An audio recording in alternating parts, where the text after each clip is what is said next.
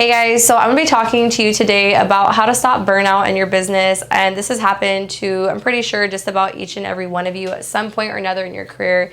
It happens, and a lot of times this comes from having poor boundaries, lack of communication, and no structure. So I want to talk to you about what I do to stop burnout in my business and how I pulled myself out of those pits when I've hit them. So if you guys are interested in this topic and this resonates, stay tuned.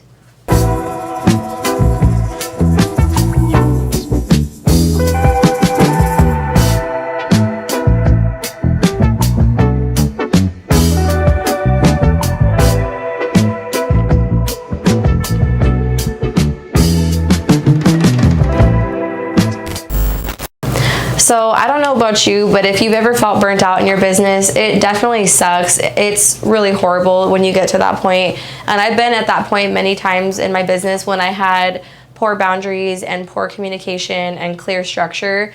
So when you do start feeling like you don't want to come into work, you're overwhelmed, you're tired, you just pretty much lose your desire and your passion for the business that you started. A lot of times that stems from being burnt out. So you need to take a step back and look at who you're working on, what you're doing, what kind of hours you're working. Are you overworking yourself? Are you working on people that you don't enjoy spending time with? Because a lot of that's going to play a big impact in you being burnt out. And also the amount of times that you've taken somebody on, maybe that's hard to work with, that's difficult. Over time, it chips away at you and it starts to create resentment the more you allow them back. So I'm going to walk you guys through some things that I've done to pull myself out of that burnout zone and how it's helped me to pretty much just stay focused and still have that passion and enjoy coming in and loving what I do.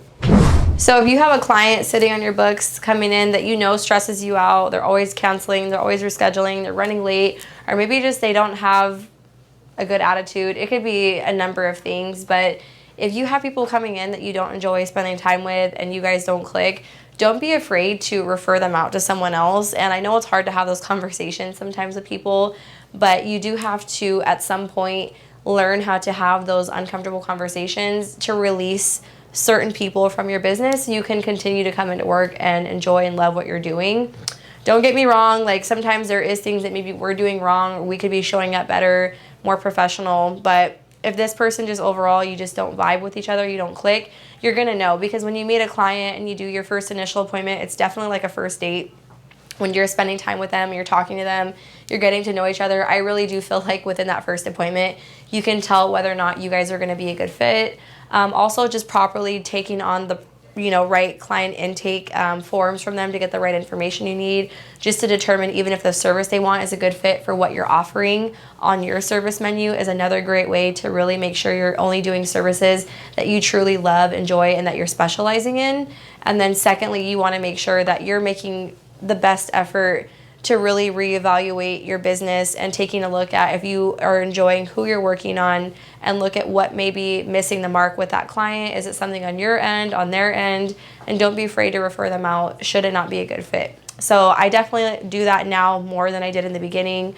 When I was new and I was starting out and you're just trying to build up your clientele and make money, you're really just taking on anybody that's willing to come in and let you work on them. But once you start getting your skill set worked on and you're developing and you're evolving and you're getting your reputation built and you have more of an established clientele, it is okay to refer people out if they're not a good fit. Just make sure that you're really in tune with your values, your morals, and the goals and what you want with your business.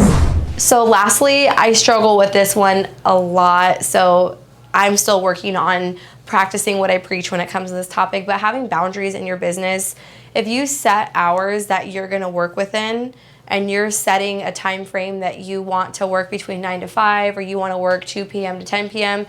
and you get clients who request you to come in outside those hours, make sure that should you decide to work outside your business hours, you're doing it because you really don't mind it and you're not doing it out of guilt or feeling obligated. I can't begin to tell you how many times I've had clients ask me to come in on my days off or work outside my business hours, but I'm a single mom. I have a 4-year-old daughter. So to me, when I leave work, I want to go home and spend time with her. I want to enjoy our time together and get that good quality time in with her while she's little. So I've even had to learn myself to have very clear boundaries and having to say no sometimes to clients when they're wanting you to work outside your hours or come in on your days off. If you know that family time is valuable to you and you want that, you have to make sure that you set time aside to prioritize your physical health, your mental health, your emotional health, and your family time. Because if you don't do that stuff and you brush that off to take a client because you feel guilty or because you're being pressured, you're going to become very resentful of what you're doing, working on those clients, and you're not going to enjoy what you're showing up to do every day. You're going to start hating it, not giving it 100%. This is an area I try my hardest, and it's still hard for me because when you're self-employed, as you guys all know, the money only comes when you work. So you have to take the clients to make the money. You know, we all have bills to pay. We all have responsibility. So at the end of the day, as good as it feels to have money going into our bank account and having our bills paid, you still need to take into consideration if you have kids or you have health conditions or anything that needs to be tended to. Make sure you're still taking care of yourself. You're putting yourself first. Give yourself a day off to relax. Give yourself a day off to spend time with family.